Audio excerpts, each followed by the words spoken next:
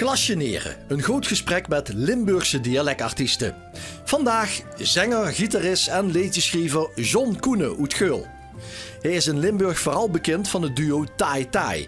Maar voor het succes van Viva Tirol en Roots in de Roeze speelde Koenen in diverse bands, zoals East Avenue, The Walkers, The Press en Fietsenframe.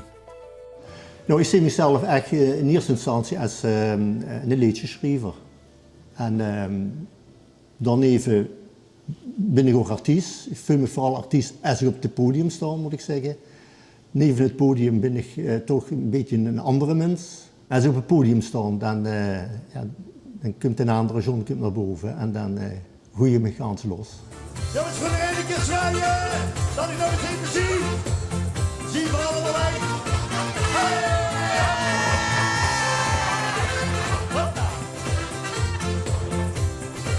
En over naar de hier, jongens. Let op.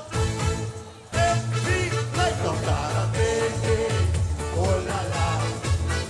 Los hits als regen niet voor Sangria. Oh la la. Ik heb dus een dansorkest gezeten, dat was Kitara.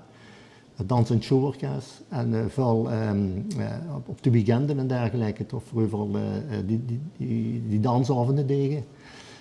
Daarna ben ik met een eigen groep begonnen, dat heet de East Avenue, waar meer de popkant op hebben we ook eigen liedjes geschreven, de eerste eigen liedjes. En toen heb ik op een gegeven moment Sean Innemee van The Walkers, die heeft me toen een keer gebeld. Hij zei van, ja, zit er gewoon goed je. Toen had zich eventueel voor mij invallen. Hè. Ik zeg, ja, dan zit ik wel met mijn baan. Ik zeg, die moet ik mijn baan opzeggen. En ik zeg, maar ik heb altijd geen muziek willen maken. Dus ik heb toen mijn baan opgezegd.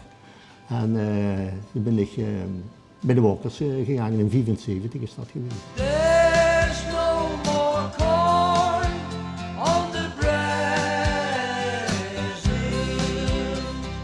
Oh,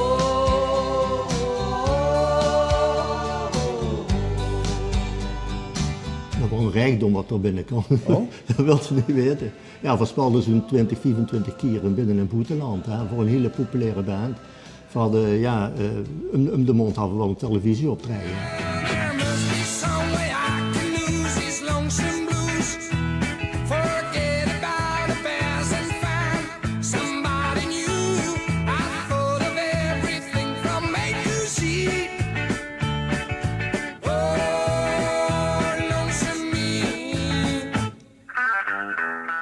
Ik zo bijna 50 jaar en ik denk, zullen we eens even wat anders willen. Hè?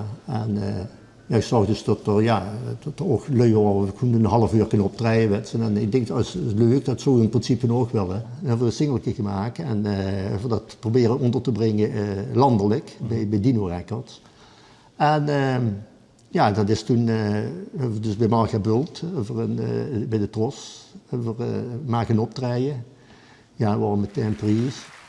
Een tv-debuut voor twee heren uit Limburg. Ze noemen zich Tai Tai. Voor mij zou het ook Fly Fly hebben mogen zijn. Ze maken berige gezellige muziek. En u krijgt dat echte wintersportgevoel. Viva Tirol met Tai Tai.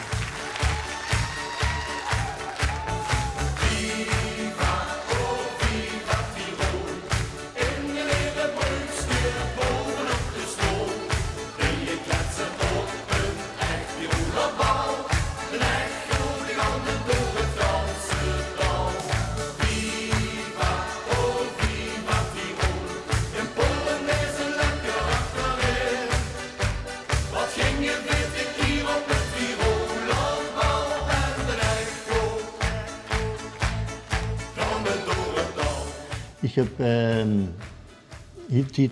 het idee zo van dat liedje van de zangeres zonder naam, het was in de Costa del Sol, Tingelingeling. Ja. Iedereen wat tingeling, want dat vinden de lui leuk om dat met te zingen. Zo, hè. Ik denk, moet eigenlijk in zo'n liedje hebben we ook Tingelingeling in kunnen doen. En, ja, op een morgen ben ik gewoon wakker geworden en dan ligt ze dus een beetje in die ontwaakfase. En dan spook me ook altijd van alles door de kop. En, daar had ik al een beetje een soort melodiek in het gehad, en tingelingeling. En toen zag ik op een gegeven moment het trendje gewoon. En zo ze uitdenken met door de berg van Tirol. Hè. En kunnen allebei extra's. Tingelingeling, en kunnen allemaal. Laat ik het zuren allemaal. Tingeling, van oosten en van west. Kunnen we weer langs de schip naar Rome. Tingelingeling, en kunnen allebei extra's. Alp Express. Hè. Dus, ja, toen ik dat eenmaal had, ja, toen was de rest van het verhaal wel eigenlijk zo geschreven. Hè. Les femmes sont belles quand leur amour nous ensoleille. Want ik dacht ook, ja, dat is een plaatselijke artiestensigheid is dat. Hè. Maar het bleek dus dat de heel erg deed Olympia in Parijs en in Canada is er een grootheid. Hè. En ja, we hebben dus dat liedje dus opgenomen. Ik heb dat dus toen in een ganse nieuwe tekst opgemaakt. Ja, dat was meteen ook, ja, dat was een enorme knaller. Een half jaar daarna dus kwam ik met een Alpen Express.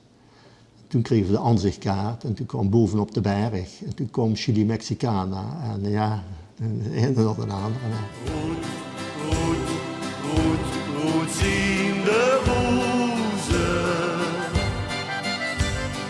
Rozen die ik aan dich wil geven.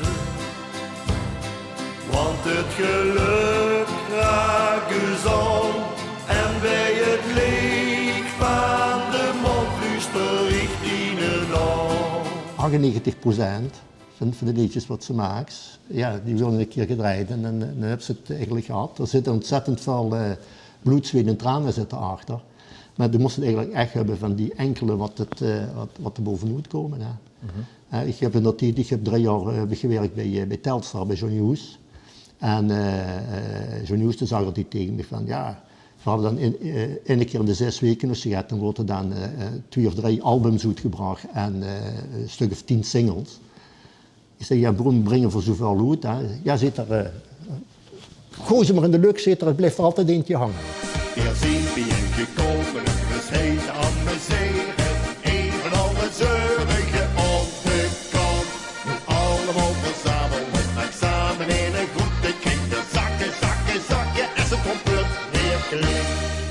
Toen moest het op YouTube zetten en iTunes. En nu bleek iTunes ook alweer een stuk minder te worden, omdat de streaming is nu op dit moment met Spotify en met Deezer en dergelijke. Ja, en je moet maar allemaal met, hè. Durstig de regen weer omhoosten. Als ze weer kroepen in de grond. Zo zonder jasje, zo zonder vestje. Nee, nee, dat is toch niet gezond. Moet ze verschijnen, daar is het naad. Als ze verdwijnen, dan blijft alleen gaat. Blijft dat wel nog in een druim, de wereld herschrijven? Ja, altijd, hè. Altijd. Muziek is, ja,